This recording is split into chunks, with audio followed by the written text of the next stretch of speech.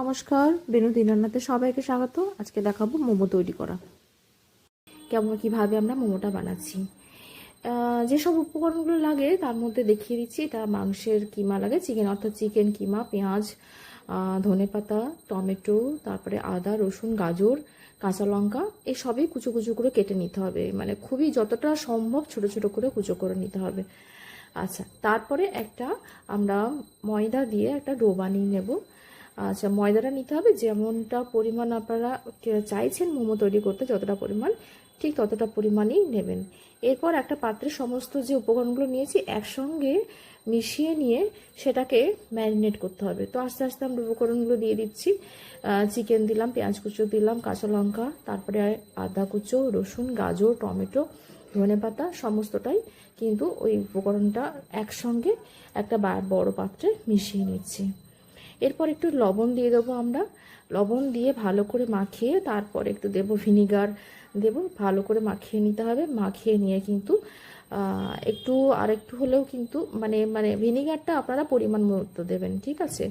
আর soya সসও দিতে হবে। Soya সসও 1 চিপি মতো দেবেন, অর্থাৎ 1 চামচ দেবেন। তারপর এটাকে ভালো করে মাখিয়ে নিয়ে আমি ঢাকা দিয়ে কিন্তু এটা মোটামুটি 1 ঘন্টা আমরা যেহেতু বাড়িতে করছি সেহেতু একটু বড় বড় করে বানিয়েছি, এবং যেহেতু মিশ্রণটা যেটা উপকরণ দিয়ে মিশিয়ে রেখেছি সেটা অনেকটাই করেছি, সেই কারণে একটু বড় বড় করে করলাম। দেখুন অনেকগুলো কিন্তু হয়ে গেছে। আর এদিকে কিন্তু 1 ঘন্টা হয়েও গেছে ম্যারিনেট।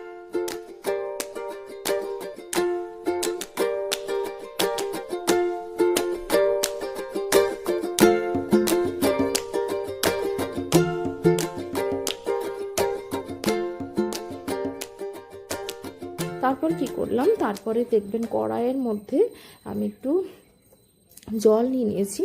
আর তার আগে একটু বলে দিই, তার সঙ্গে একটু স্যুপ তৈরি করলে কিন্তু খুব ভালো লাগে খেতে। তো কড়াইয়ের মধ্যে জল নিয়েছি, জলের সঙ্গে কিছু চিকেনের টুকরো ছিল সেগুলো দিয়ে দিয়েছি আমি।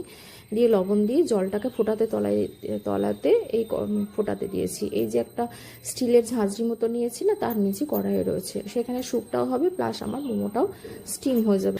তো স্টিমগুলো হয়ে যাওয়ার পর আস্তে আস্তে কিন্তু আমি একটা পাত্রে স্টিম করার পর একটু তুলে নেব, দেখে নেব যে কতটা সেদ্ধ হয়েছে কিনা একবার দেখে নিতে হবে। আপনারাও একটু মাঝে মাঝে তুলে দেখে নেবেন স্টিম সিদ্ধ হয়েছে কিনা। সিদ্ধ হলে গায়ের রঙটা কিন্তু চেঞ্জ হয়ে যাবে মোমোর।